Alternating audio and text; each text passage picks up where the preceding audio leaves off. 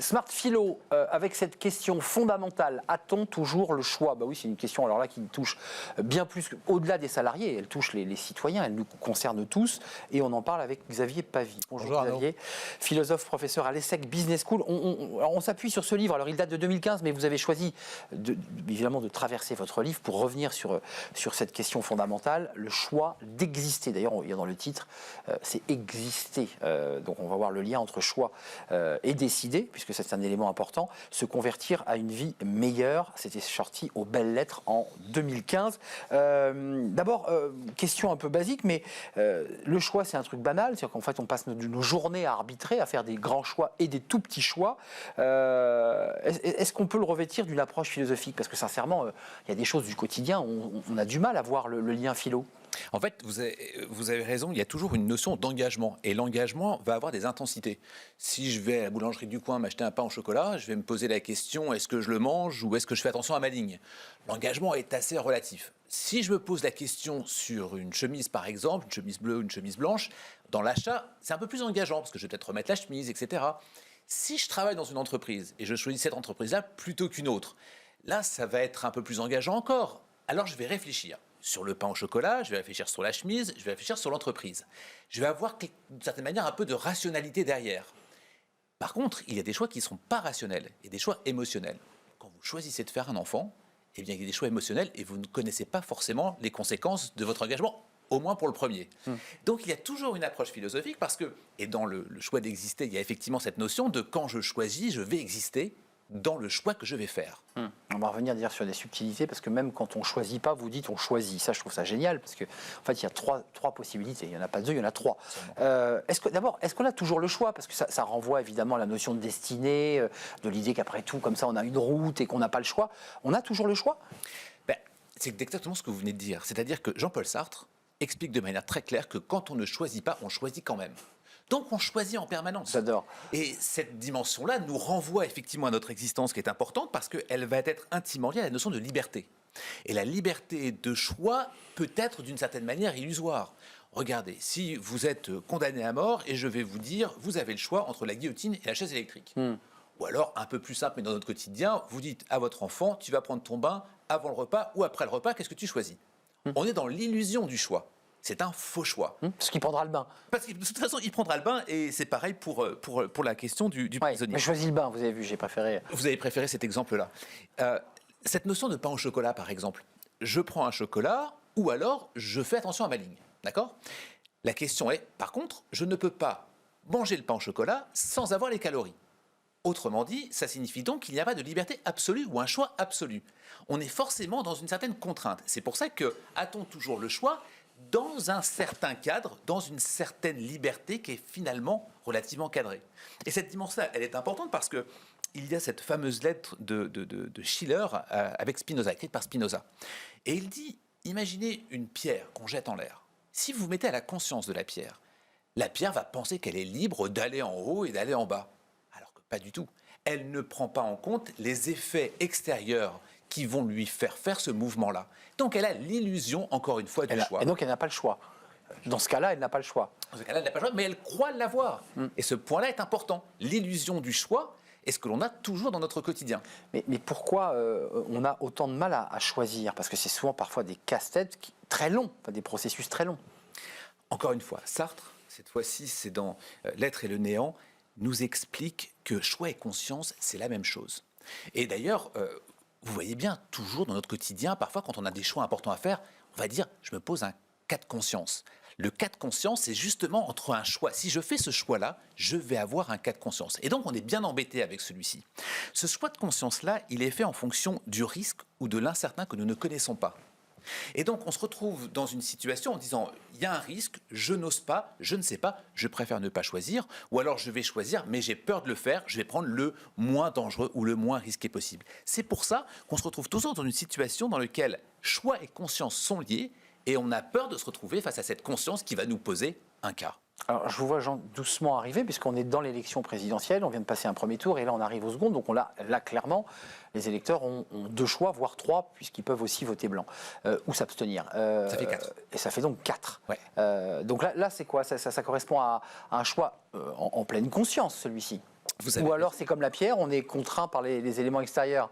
Ah ben oui, vous êtes forcément contraint par rapport à un système de choix. Je vais encore, pour la 3e fois, citer Jean-Paul Sartre, parce que sur la notion de choix, il était extrêmement important sur ce sujet-là. Il va dire, vous connaissez cette phrase de 68, élection piège à con. On va avoir cette phrase importante. Pourquoi ? Parce qu'elle nous renvoie avec le non-choix du système et le non-choix des propositions. Donc on est dans l'illusion du choix que j'ai dit tout à l'heure. C'est la première option. Quand on pense à élection, il y a cette question-là. Est-ce qu'on est vraiment dans le choix ? Est-ce qu'on est dans le choix des propositions ? Est-ce qu'on est dans le choix ou pas du système ? Et cette question-là peut évidemment se poser. Il y a tout un tas de choses pour lesquelles on peut se dire, vous avez entendu le débat des 500 signatures, la question par exemple de certains qui proposent des démocraties athéniennes avec des tirages au sort. On peut proposer tout un tas d'autres choses. Là, vous ne choisissez pas, on vous dit sur quel système il faut avoir. La deuxième chose, ça peut être je ne veux pas y aller. Mais ça peut être une abstention en conscience. C'est-à-dire que je suis inscrit sur les listes électorales. Quand je n'y vais pas, je montre quelque chose. C'est un acte politique. Ce qui n'est pas le cas, par exemple, pour le vote blanc, dans lequel on va dire finalement mon choix ne sera pas vu, donc ma conscience ne sera pas prise en compte dans ce système. Troisième dimension avec l'élection, ça va être je fais un choix d'un candidat. Mais ce choix d'un candidat, il est fait en fonction de quelle conscience ? Est-ce que c'est une conscience individuelle ou une conscience collective pour un pays ? On vote pour un pays ou est-ce qu'on vote pour soi ? Et cette dimension-là, évidemment, nous trouble parce qu'on se retrouve dans une situation de choix où on est finalement un peu orienté, on est finalement un peu obligé de choisir dans une situation qui finalement ne correspond pas vraiment à quelqu'un et on se retrouve entre deux, on se retrouve avec des choix non véritablement décidés et on se retrouve un peu perdu dans cette situation de est-ce que je vais faire un choix ou pas. Donc la première chose à faire, c'est évidemment de savoir pourquoi est-ce que l'on va voter. Ça, c'est un sujet important. On devrait être éduqué à ça. Qui concerne des dizaines de millions d'électeurs dans 15 jours. Il y a un lien entre choisir et décider, d'évidence, puisque vous l'évoquez.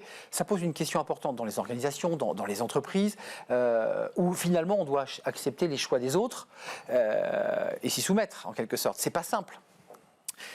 C'est pas simple parce que choisir, on l'explique toujours avec cette notion-là, choisir, c'est renoncer. Forcément, les choix dont on parlait tout à l'heure. Ça aussi, c'est une phrase souvent utilisée. Absolument. Si je choisis de ne pas aller voter, j'ai quand même choisi quelque chose et j'ai renoncé à participer au débat. Je choisis de ne pas participer au débat démocratique, comme je choisis, par exemple, peut-être de ne pas donner mon avis. Donc, je fais finalement un choix en renonçant. On se retrouve dans une entreprise dans laquelle quelqu'un va prendre un choix et la plupart d'entre nous, on a des chefs, des patrons, des personnes dans une hiérarchie qui vont faire des choix sur lesquels on n'est peut-être pas d'accord.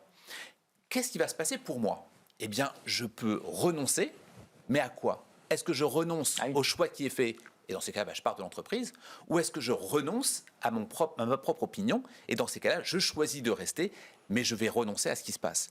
Et cette dimension-là, vous comprenez qu'elle est complexe, puisqu'on se retrouve dans une situation où je vais renier quelque chose de moi, ou bien mes convictions, ou alors je vais renier ce pourquoi j'étais dans cette entreprise. Bon, après, il faut relativiser. Il y a des choix plus importants que d'autres qui impactent plus ou moins mes convictions. Enfin, vous êtes d'accord avec ça ? Il y a des choses qu'on accepte, il y a des choses qui ne sont pas acceptables, parce que c'est ça qui va nous faire choisir, finalement.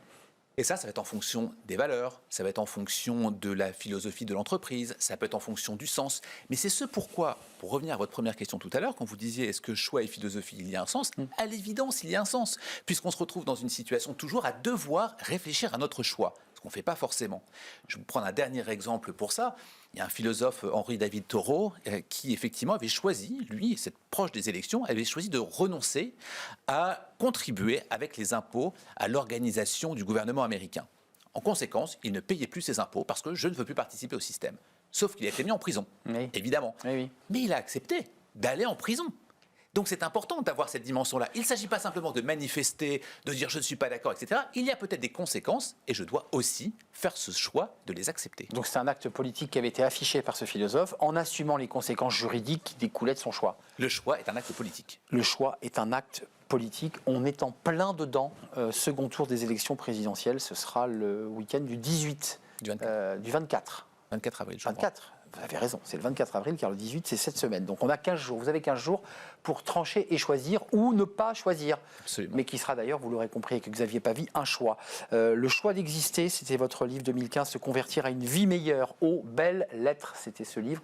Et puis le dernier qui est sorti là tout récemment. Exercice spirituel philosophique. Exercice spirituel philosophique chez PUF. Chez PUF. Voilà, je voulais signaler ce livre qui est en librairie, dans les meilleures librairies, comme on dit. On fait une courte pause. pause, on découvre votre livre « Exercice spirituel philosophique » chez PUF.